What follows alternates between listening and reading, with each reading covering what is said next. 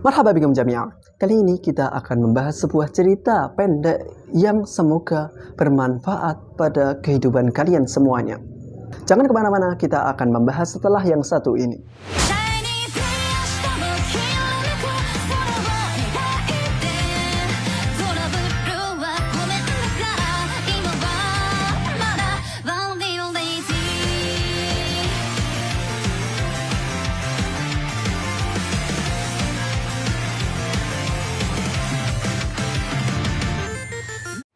Cerita ini hanya sebuah cerita fiksi dan tidak terjadi di dunia nyata. Hanya sebuah gambaran.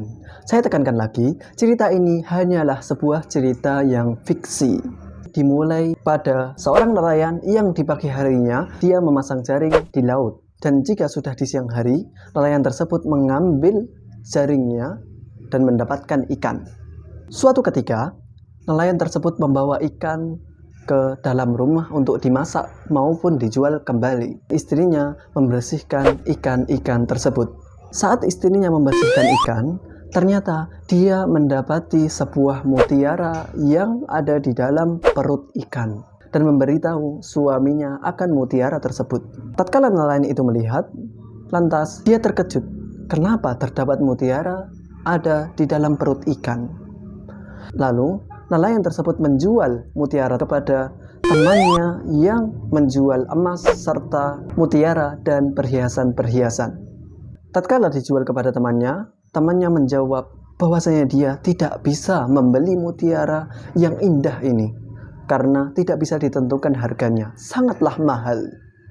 Lalu dia memberi saran kepada nelayan untuk menjual kepada penjual mutiara yang ada di kota untuk menawarkan mutiara ini.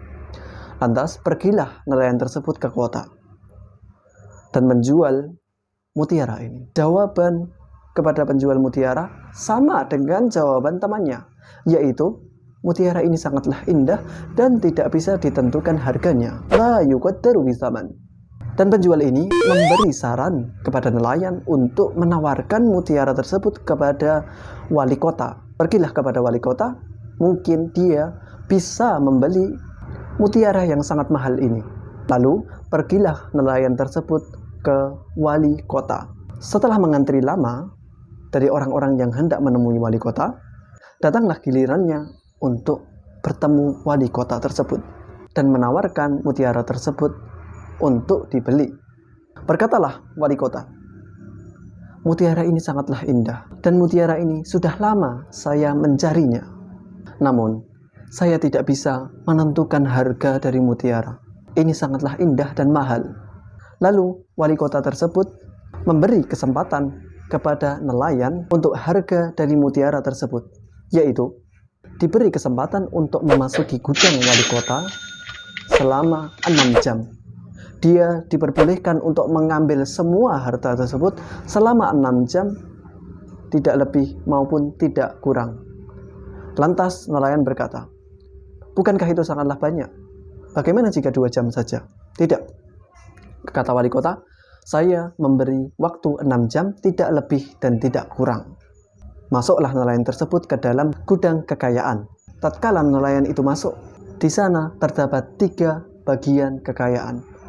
Bagian pertama, yaitu terdapat makanan yang sangat banyak, dari daging, buah-buahan, serta makanan-makanan yang sangat lezat lainnya.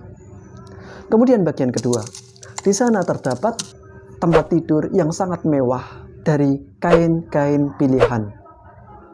Dan bagian ketiga, terdapat harta-harta yang melimpah, yaitu berupa emas yang sangat banyak.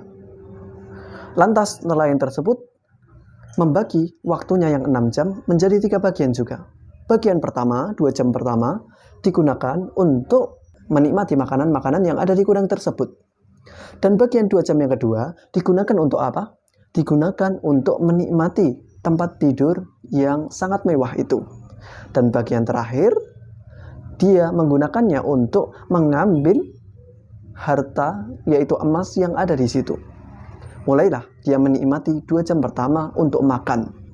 Dia makan makanan yang lezat dan nikmat tersebut hingga dia kenyang selama 2 jam.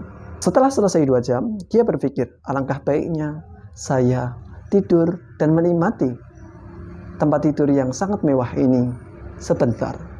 Kalian pasti bisa menebak cerita selanjutnya. Ya, nelayan ini tidur hingga 2 jam terakhir. Lalu datanglah 2 penjaga dan membangunkan nelayan tersebut. Bangun, bangun, wahai nelayan yang bodoh. Bangun, keluar dari sini. Alangkah baiknya engkau menggunakan waktumu untuk mengambil harta semua ini dan keluar. Lalu membelanjakan harta tersebut untuk membeli makanan serta kebutuhan-kebutuhan yang lain. Nelayan bodoh tidak bisa berpikir. Itulah perkataan penjaga. Lalu nelayan tersebut mengatakan, tidak. Saya belum menggunakan waktu 2 jam terakhir saya untuk mengambil harta-harta yang ada di sini. Tidak. Berikan saya waktu 5 menit saja. Lantas jawab penjaga, tidak, waktumu sudah habis, keluar. Alangkah ruginya nelayan tersebut. Cerita selesai. Namun, pengambilan ibrah dari cerita ini belum selesai. Cerita ini adalah kehidupan-kehidupan yang terjadi pada kita semuanya.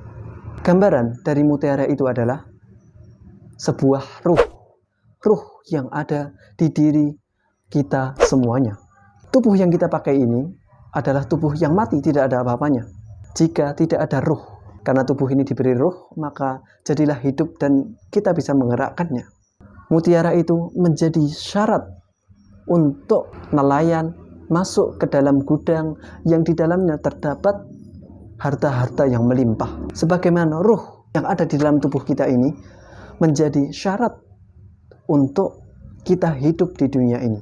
Jika tidak ada ruh, maka kita keluar dari kehidupan dunia ini. Jika seseorang sudah mati dan keluar ruhnya, maka dia tidak diberi kesempatan untuk hidup di dunia ini. Harus ada ruh. Jika nelayan tersebut tidak mempunyai mutiara, maka dia tidak akan bisa masuk ke dalam gudang. Lalu, di dalam gudang tersebut adalah gambaran sebuah duniawi, dunia yang kita jalani selama ini, yang di dalamnya terdapat tipuan-tipuan dan bekal-bekal untuk kehidupan di alam baka sana. Gambaran dari makan tersebut adalah sebuah hawa nafsu yang ada di kehidupan kita. Kemudian, gambaran dari tempat tidur itu adalah kelalaian untuk nelayan, bahwasanya dia harus keluar dari gudang itu dan membawa harta-harta. Kelalaian kita di dunia ini untuk mempersiapkan bekal kita di akhirat nanti. Kemudian yang ketiga adalah harta-harta. Harta-harta itu adalah sebuah gambaran sebuah amal soleh, bekal yang bisa kita bawa di alam baka sana.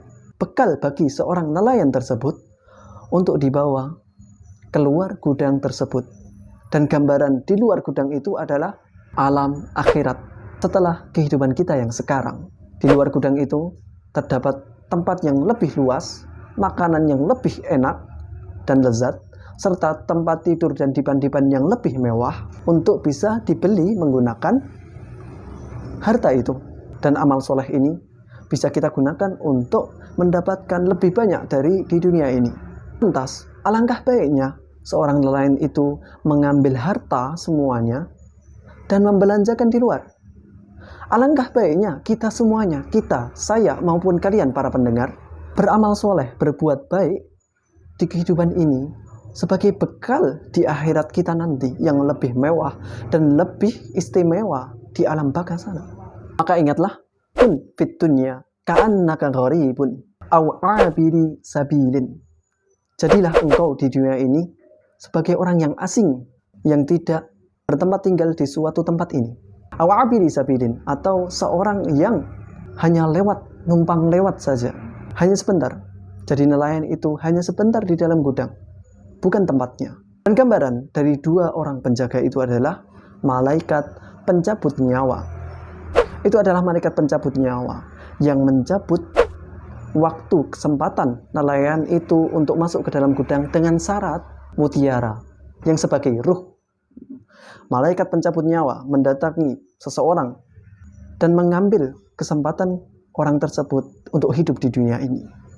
Waktumu sudah habis, kembali ke tempat asalmu, yaitu di alam baka sana. Kemudian nelayan itu mengatakan, tidak. Berikan saya waktu lagi untuk mengambil harta tersebut. Hanya 5 menit pun tidak apa-apa. Tidak, waktumu sudah habis. Sebagaimana manusia, tatkala diambil nyawanya, maka dia akan mengatakan, berilah saya kesempatan lagi saya untuk hidup di dunia. 1 waktu pun, 1 jam aja, saya akan beramal soleh. Sebagaimana di dalam ayat Al-Quran, hatta idza jaa ahadahumul maut qala rabbi rji'un la'alli a'malu shalihan fima taraktu kalla innaha kalimatun huwa qailuha wa min waraihim barzakhun ila yaumi yub'atsun. Hatta idza jaa ahadahumul maut, tatkala datang kepadanya malaikat maut, qala rabbi rji'un, maka dia mengatakan, kembalikan saya, berikan saya kesempatan 1 jam saja, 1 waktu untuk beramal soleh. La'alli a'malu shalihan fima taraktu kalla. Saya beramal soleh dari apa-apa yang saya lupakan tatkala di dunia. Gambaran ini adalah sebagaimana nelayan tadi minta diberi waktu hanya 5 menit saja untuk mengambil emas-emas itu dan dibelanjakan di luar gudang. Lalu penjaga itu mengatakan, tidak, waktumu sudah habis, wahai nelayan yang bodoh.